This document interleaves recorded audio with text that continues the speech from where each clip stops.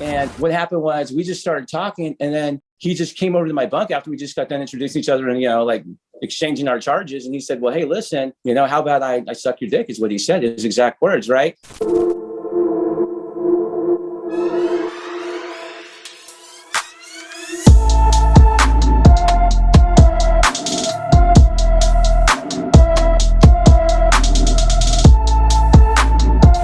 What's up, everybody? I'm Blessed and Free. Welcome back to another episode of DOC TV.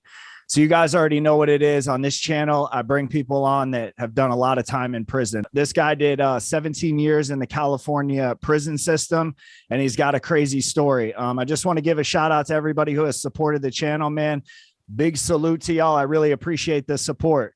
So, all right, man, let's just jump into this interview. So for the people that don't know who you are, why don't you go ahead and just introduce yourself? Just tell them your name and where you're from. My name's Kerry Rudd, living here in Alameda County, Castro Valley, 41 years old, been out for about 3.5 months. Damn. So you're like fresh out then after doing really 17, right? It was 17. There was a percentage on it. And then my sentence was reduced eventually. Yeah. So for like extraordinary conduct, they let me out early. That's the thing. Like you could earn your way out now in California. So they got new laws and they're being more progressive with stuff like that. Yeah, man. Well, hey, if it gets you home, man, that's good. That's good news, right? Definitely. Yeah, I'm telling you. All right, man. So you grew up in Cali. And so what was that like for you growing up? Did you have a good like home to go home to, or like what was that like for you? You know what? My mom is amazing. Like she's always been there. She's very loving. All the times I've been in, she's been there for me. She's been like the only dependable person. I love her so much, right? However, like the father figures I was having weren't so good. My dad was like a severe case alcoholic. When I was in San Quentin, I did 2 terms on my last term, right? The one before that, he died. He was found by the dumpster with the 0.37 blood alcohol content in the bottle next to him, right? So, and growing up, it was difficult because he'd always go out. He was always drunk. He was always embarrassing me, getting loud in public. He'd fall asleep on the toilet drunk, just like it was really difficult, and it was just off the hook. It kind of taught me that drinking excessively was okay. He was an honest person though, right? And he had a good heart. It was just his drinking that it completely destroyed him. And he left for years. He had DUI warrants and he ran out of state. He was in Nevada for a while and just ended up homeless and went through all his different phases of his alcoholism. And then my mom met my stepdad, who was a real jerk. Like this dude, he was in the Navy for 20 years and he was just really like in your face, like just with discipline. And he used to like here and there, he'd beat me up, right? And then choke me sometimes, like stuff like that. And it was just crazy dealing with it because it's like, like I wasn't even at that point like that, like in the drugs yet. And it was like living with him, and he was an alcoholic, right? It was like, and after my dad and everything else, it was like I started to rebel more, where it was like, well, yeah, screw you. Like I'm just not going to listen. I'm going to do whatever I want to do. I started hanging out there with the fellas, and it was on from them, but it was like, at least I had my mom, because it's like in my heart the whole time, even throughout my addiction and out there all those years being crazy, it was like, I always knew that there was that part of me that was good too. And then there was a part of me that was influenced by all the negativity I dealt with growing up. So not having that father figure in your life is what kind of made you turn to the streets. And then I guess what you were looking up to, like drug dealers and shit like that. Oh, for sure. Yeah. It was like, because I grew up with my 2 sisters and my mom, right? And for a young man growing up, that can be difficult because you want to find your manhood and it's just not at home, right? Like I love my sisters, my mom, and growing up with all women, like it helped me in so many different ways to understand women, right? So it had its positive effect too. But then also it was like, I just couldn't find my manhood there at the house, So I went out in the streets and I felt like I had something to prove, and that's what I did. Just like to get a reputation and the money, and then, looking up to drug dealers, right? Like stuff like that. And yeah, that's what happened. So, all right. So you go to the streets, you look for that father figure. Like, were you getting into crimes at that age, or were you just strictly into like drugs? Like what was your lifestyle like when you were living on the streets at that point? Well, first it was experimenting with drugs, and I went from getting the highest grades in 3/4 of my classes. I was on honor society, started experimenting with drugs. And then I immediately, like my next year in high school, didn't even show up for it barely, right? Got straight Fs. And it was like, Then I turned to the streets since I'm not going to school, right? Because how could you get an A if you don't even show up to class, right? And it was like, yeah, it's great. Like I wouldn't even go to school, right? And I had potential. I was on track the year before getting scholarship, you know? I could have been all kinds of different things, you know? And my dream was to be a doctor. And they're like, yeah, well, you could do that. You know, you have the potential to, but you can't hang out in the streets with these guys, right? And so what happened was I left for some reason. I don't know what it was. I gravitated to doing burglaries when I was on drugs, right? It's just, to me, it seemed like, because I didn't have to see anyone, I just like, it was just sneaky more, right? And I was going into homes and I was taking things and I was selling them. And at that time, it was Coke mostly, weed and booze. And I got into meth, heroin, and pills later, you know? So it was like, that's what I had done out there. And I was in and out of juvie. I went to juvenile hall 9 different times, went to 5 different rehabs, didn't want to listen to any of them, went AWOL all the time, was getting into fights in these programs. Like, just, you know, it's just like the craziness that goes with it. And then I know too, even in juvenile hall one time, and this is like the insanity of being locked up. Someone tried to rape me one time, right? I got put in a cell with the guy and he's like, hey, you know, like, that's what I want. And I was like, no, you're not, absolutely not, right? You're not. And I had to fight the guy. And of course, like the way things happen, like he didn't even get close to doing what he wanted, right? But when you get put in those situations, you, like me, I put myself there, right? Those are the types of things that happen in those institutions, you know? They brought you into a cell, already had a guy in there, and what? He just stepped right off to your chest and was like, hey, man, check this out. Here's what happened. I was already in the cell. He came in and we were talking about our charges. And at that time, I was actually in there, not for house burglary, it was for auto burglary, right? And then he was in there for a robbery at a shoe store. And what happened was we just started talking, and then he just came over to my bunk after we just got done introducing each other and, you know, like exchanging our charges. And he said, well, hey, listen, you know, how about I suck your dick is what he said, his exact words, right? And I was just like, nah, dude, like, that's not going to happen. He's like, well, it is going to happen. And watch here in a second. And he just started to like try. And then I was just like, and then we got into a wrestling match more. It was mostly wrestling. When things like that happened, it was like, he was trying to pin me down so that I was face down on the ground, you know? And then, yeah, because he wanted to do what he wanted to do. And then me, I'm trying to like, of course, like keep on my feet balanced, right? And it was just all wrestling. And it went on for a long time, right? There was a power struggle. And then finally, I was able to put my leg behind his legs and slam him down on the ground. And yeah, like that's pretty much the way it ended. But this is in jail. This isn't even in prison yet. This is in juvenile hall, Alameda County over on 150th. Yeah. Yeah. That's like, yeah, that's like, and like that type of thing goes on in those places like all the time, you know? So it's like, I don't know. What was he a bigger, like, was he an older juvenile? The guy that you fought that wanted to do that, or was he around your age? I think he was about the exact same age. That's is crazy, what it was. Man. I know. Yeah, it's crazy. He was taller than me, but I was stockier than him. So I guess it was like, he just figured like pound for pound, because he's taller than me, he could take me the distance. But it was like, you know, like I just wasn't going to, like, I'd never let someone do that to me. So yeah. And then plus when people see me, you know, they probably think, well, oh, okay. Yeah. He just looks like this innocent guy. Right. But it's like, well, yeah, I'm a nice guy, but I'm not a punk either. Like, I'm not just going to lay down and let you do that to me. So that's the way it went down. All right. So what were the actual charges then that sent you into adult prison in California? Okay. What it was is it was a first-degree residential burglary. And then I had prior burglaries. I had 3 prior first degrees, and then a bunch of other stuff like prescription forgery, like receiving stolen property, grand theft, a bunch of drug possessions. But the main thing was all those charges, my priors they didn't really care about all the other felonies so much, except for the first 3 burglaries. And they charged those, and they charged us a 3 strikes case. So in the beginning, I was looking at 40 to life, and it was 25 to life for a 3rd strike, and then 3 nickel priors for my 3 prior first degree burglaries is what, like, in the beginning in court, like when they filed the complaint, like they said, like, this is a 40 to life case, and my bail was put at $1 million. What was going through your head, man? Life's over. That's what I would have been thinking. You know, I was tripping because it was like, and here's the thing, for me to have 3 prior first degree burglaries, I already fought a life sentence case, right? Like I'd already looked at life before on the 3rd one, right? This is the 4th one. I was on a 16-year suspended sentence when I caught the 4th one, right? And a judge gave me a huge opportunity. I went pro per, and I was in court and I was representing myself. And it was like, I met her And we just started talking in court, and the DA, they were at 22 years at one point, then they came down to 14 years. And then I had asked her on my third one, I was like, hey, listen, I want a program. She gave me a chance. She gave me a suspended sentence in the program.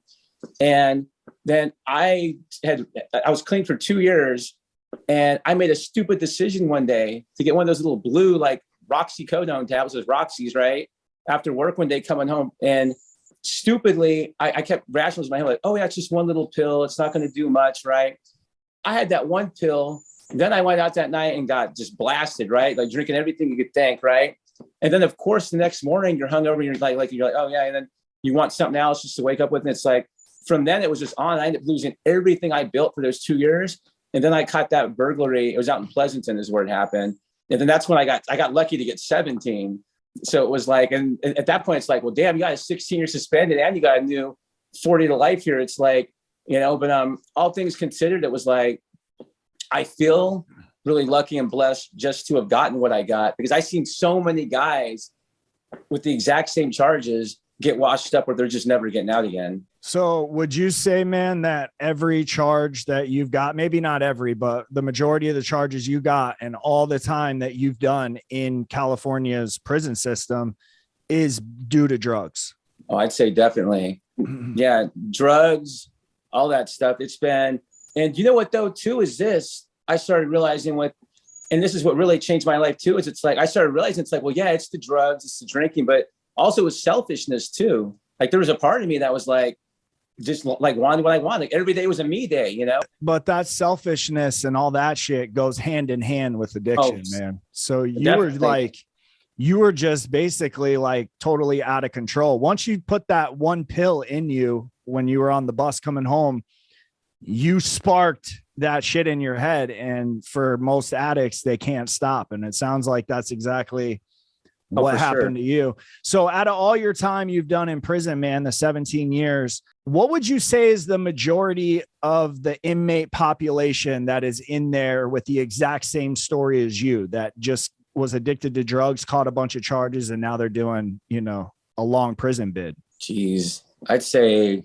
like 60 or 70% of the guys in there, drugs. But then even if you look at the ones who weren't using drugs, they were either selling them or there was something in the streets, like some conflict over it or like over turf or like, so it's like, it just seemed like almost like 90% really. Because even if you didn't have a drug problem and you were in the drug trade or there was something that went down surrounding drugs or drinking, which is the same thing for some of us.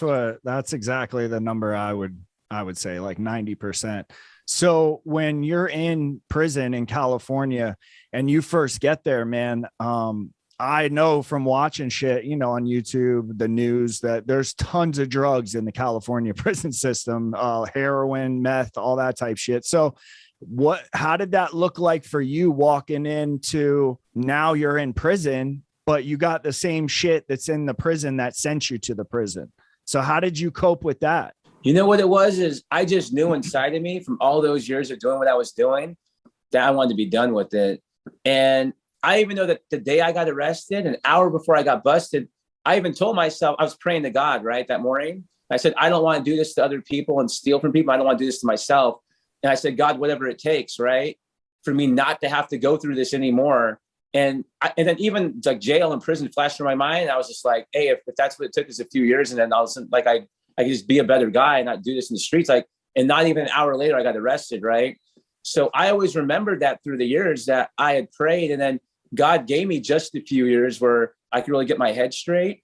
And I didn't like doing it, right? But I knew like the life out in the streets like that was, to me, it was just as bad as prison, if not worse, because I was killing myself, So what happened was I went to prison. I started to think about my life. And from the day I got arrested for even to the county to the prison, I just didn't pick anything up. And it was constantly being offered to me.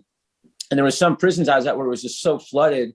It was just constantly like in my face, like people offering it, people slamming dope in front of me. I'd have cellies that were using dope. And it was just like, I just knew like, regardless of who I'm around or what's happening, like I have to stay focused on my goals and I have a dream for myself. And it's not to keep coming to these places, To that point, I've been in and out for over 20 years. And at some point, you start thinking to yourself like, damn, I already dropped like a decade and a half in these places, right? And it's just like over and over and over, like it's just repetitive. And it's like, dude, you got to like, seriously, just like get it together and know that every time you drink and use, you're going to get into serious trouble. You're going to end up back in these places. And I was just done with it. So when you first got to California's like prison system, though, like when you first get there, you have to identify with a race, right? I mean, that's for sure. Like that's mandatory, right? Like right when you walk in, you got to like know who you're going to fuck with. For sure. If you're GP, because I've always been GP, right? SNY, it's different on those. I've never been there, but I know for me being GP, it's like, well, yeah, it's like I'm half Mexican, half white. But when I was younger, like they took me and they said, well, hey, you're white. And I do feel like, pretty much like I'm white. I can talk like I'm white. That's who I related to the best. And so they took me in. And from there, it was like, it was on you. Like I was with the fellas, and there's a lot of good guys in there too, that were like, like solid, and they'll stick up for each other. But then also there's a lot of madness too, it's like the same person who might help you one day with like that case of soups or that phone call home that you can't make at that moment. Right. Is the same guy who like could plot on you, like the week after. And it's like, so I've seen a lot of that. And it was like, you definitely have to be affiliated, but then you don't have to be a part of the gang and do what they're doing too. So there's a way to keep it cool with them, but at the same time, have some distance too, and just like make it clear, like, hey, I'm trying to do something different with my life. Right. And still like have a good rapport with everyone is what it is. I think that's the key to it. So did you just like state that right off the like rip when you got there? Is like, yo, like I'm down, but I'm not going to be putting in work and doing all that shit. Oh, for sure. I remember when I first hit Mississippi, like there was a guy I was talking to. It was actually a couple of it. There's one guy in particular, and he was just like, well, hey, yeah, you're new. And, it's we know who's putting in work next. And I was like, dude, I'm not trying to get in trouble. Right. I was like, no, I'm going home, because I knew too, with my sentence, there's so many different things going on right now in this state right here, where I knew I can get home way quicker. And I didn't want to stay in there for every second of 17 years. There was no way in my heart that I was going to let myself do that. Yeah, I don't fucking blame you, bro. It sounds like you did the right thing. But I know when you're in prison, even when you say that to somebody, sometimes that don't work. You know what I mean? So like when you did your time, what was like a scary situation that you got put in where you were like, man, I don't want to do this, but I got to? Was there any of those? There was one. It was when I was in New Corcoran. And what happened was I had a bunkie who was just like, he was in there for attempted murder. And when he gets mad, he just goes off, right? Like if he feels like someone disrespects him, right? Like if he feels like anyone's like personally disrespecting him, and he's not a robber, he's not a drug dealer. Like he's just like, if someone personally disrespecting him, he's a hardworking person outside, right? He's a career guy. When someone messes with him, he's going to take him down, right? He's in there for trying to stab someone to death on the streets. And I had him as a bunkie, and this dude was not wrapped too tight. And one day we get in an argument about mopping the floor, right? And he's yelling at me for the whole cube full of guys. And I was just like, dude, listen, I'm going to mop the floor how I wanted to, but here's the key to it. If you would have pulled me aside and told me, right, that's how you want me to mop the floor, instead of yelling at me for these guys, I would have done it, right? I'm not a dick. Like I'm gonna work with you, but you got me on blast right here in front of all these people. And then all of a sudden he punches me in the mouth, and I went under the next punch, and I like grabbed him by his waist and tackled him on the bed, and I was on top of him, and I went like this, and I seen there was blood all the way over my arm. He busted my whole lip open, and then of course I busted his whole face open, right? And it's like, it's one of those things where it's like, I didn't expect that to happen. I didn't want that to happen, but I stood my ground the whole time, right? And it was like, but I even made it clear to them, like before he even hit me, it's like, dude, like, and I'm trying to reason with the guy, but some people are just completely unreasonable. That's what I tell people, man. Like you can go to prison and in your head be like, I'm not getting into no shit. I'm just going to fly under the radar. But man, even when you do that, like shit finds you in there, and it's when you least expect it. And it's usually over something so fucking petty. You know what I'm saying? Like a soup or some shit like that. I know. I was just saying, I've seen like fights over the phones, right? Especially in juvie, there's always a fight over the phone. And it's just like, and then growing up inside the system, it could be like something small. And I know too, with, being on yards that are real political, it's like, there's a lot of racial tension, and it's like, even though I'm not racist, there's certain like just lines you got to like abide by, and boundaries. And it's like, I'd see people get like beaten up, and then you like stab and stuff like that, just over like accepting like a piece of cake that's not wrapped up from another race, right? And it's like, or talking to someone of another race for too long, or it's like, I've just seen so many different things where it's like people in there, then they realize too, some guys in there, they're trying to earn their stripes, right? Like they're trying to like move up in the gang, or like get some status. And it's like the only way they can get status is violence, so you might be dealing with someone who wants to earn their stripes and is like looking for that opportunity. Like you could be that opportunity. And that's the difficult thing. So it's like just knowing the rules in there and then being able to follow them and just know that, hey, you know, these guys, if I'm not doing what I'm supposed to be doing as far as the guidelines, then they're going to deal with me. They're going to make that move and then capitalize on it for themselves. So when you were in prison, man, and you're doing your 17 years, like what does your time look like? Because it sounds like you were trying to go under the radar. You weren't trying to get involved in the politics. So like, how does, because I'm sure there's some people watching right now that, you know, really aren't gangsters and they're in their head. They're like, man, what would I do in prison? So, and a lot of them would take that path that you did with like, yo, leave me out of the bullshit. So how do you maneuver on that path, man, to make that happen? You know, what I did was I just programmed a certain way. And I know Michael Santos, he has a book called The Straight A Guide. I'd read that. That helped me through my time, right? Just like waking up, like he was talking about waking up at like 3 or 4 in the morning, right? Instead of waking up at like 12 and like half the day going by, it was like, I just programmed, I'd wake up, I'd run a spiritual program, I'd pray, meditate, read some spiritual literature, I'd center myself for the day, I'd work out, I'd shower. And then all day long, I was going to different classes and groups. You know, I was in like all kinds of different programs. I just hung out with the right people. You know, when I did kick it, like, there are some really good people in there, right? Not everyone's crazy like that. And it was just like making good decisions for myself and just being healthy minded and knowing exactly like what I needed to do to work towards my goals and just leave prison and be a success story. Let me ask you this, man. So in the beginning of your story, a lot of it's drugs. I mean, that was the main, how you caught all your charges. So you were obviously addicted to drugs. Now, when you get into prison and people are offering you heroin and they're offering you meth, like how does an addict that's addicted to the drugs on the street go in there and have that drug in front of them and then be able to say no? Like, what makes you able to do that in there, but not on the street? You get what I'm saying? I know what you mean.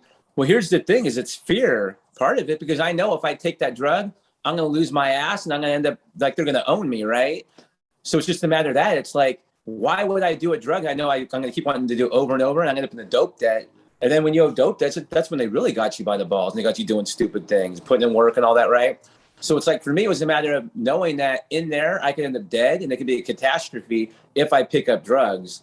And there was just nothing in me that wanted that. And I just knew with the circumstances, everything considered, it's like, I mean, yeah, like I had to make smart moves. And then if they put it in front of me, like, there was sometimes I'd feel the anxiety because I'm locked in a place and there's a drug in front of me, right?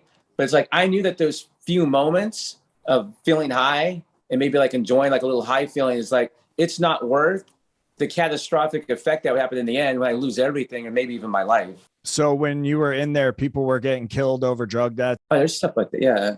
Yeah. There's stuff like, putting in work over drug debts. You hear about people getting taken out. Like it's, like definitely like if you owe, you owe, you know, it doesn't have a gambling dope. Like if you owe money, then you owe. And like, I know I've been places, I've been lucky where I felt the tension in the room because a couple of people owed big, right, to another race. And it's just like, and then the different groups are grouped up there looking at each other. And it just never happened where like where I had to get into the door, like over someone else's dope debt, right?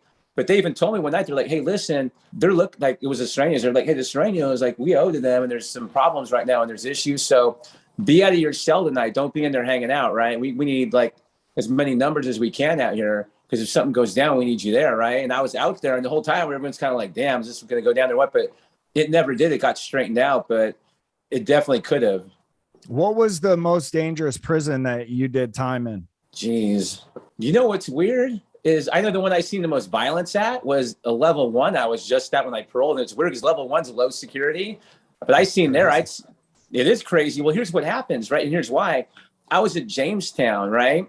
And even though I'm GP, I ended up on an integrated yard where it's SNY and GP where they mix them, right? And that's what a lot of like training facilities in California are like now, where it's like they'll mix us together.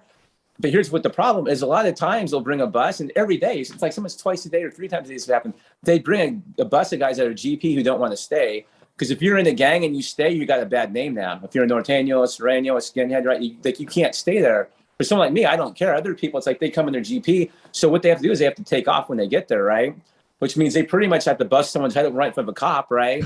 And in the fight, and they do this right for the cops to get the write-up so their paperwork looks good. So they go back to people like, oh yeah, they sent me there.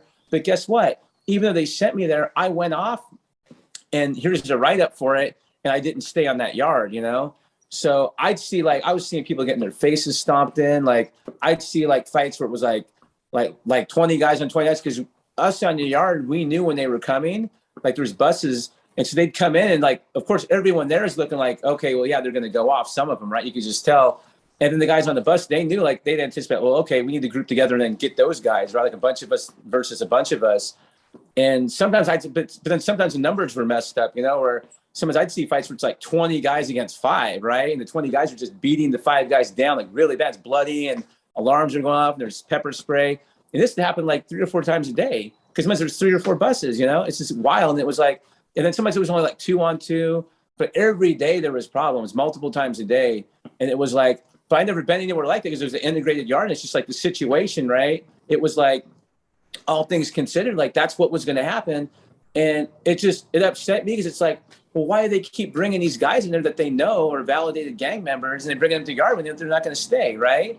It's like, and they kept endorsing them. They're like, oh, we'll just keep endorsing them, right? That's why the prison system, it's like, a lot of times it's like this dumb machine that just, oh, we're just gonna keep doing this, right? And they just don't care. Oh, yeah, we need numbers. Yeah, it's crazy, because, oh, yeah, we need numbers on that yard. We need numbers. It's just, yeah, let's get them through there. And it's like, well, no, you need to actually look at the people and classify them the right way and realize that person's not going to stay. Violence is going to happen, right? But they still keep doing it. And the cops would actually laugh about it too, you know, which is crazy. Like we'd see them laughing, because they knew as soon as they brought the bus in, what was going to happen. And then we'd see them in the corner laughing, like pointing at the fight. And they're like, yeah, oh, yeah, this is funny. And it's like, no, dude, it's not funny. Like, you're causing straight violence like multiple times a day. And then I remember one time what pissed me off was there was guys coming back, and they're training for fire camp, right? And they got all their gear on. And what happened was they just got done working hard, right? So that they could leave the facility, go into a fire camp and fight wildfires in California, which is a huge problem, right? And these guys come back from work. The cops specifically on purpose brought the whole like busload of guys in while these guys were locked out of their dorms. And so that they fought the guys who just got off work after a hard day's work. And it's like, and I seen it, and it was crazy. That was like one of the craziest ones. That was probably like about 20 guys against 30 guys. Like, it was just like massive. And it was like, it's like, damn, like, really, you know, like, you just purposely let these guys in there to fight, you know, and then like, you see blood all over. It's like, that's just wild in there, you know? So what was the most corrupted thing you think you saw that officers did when you were, you know, doing your 17 years?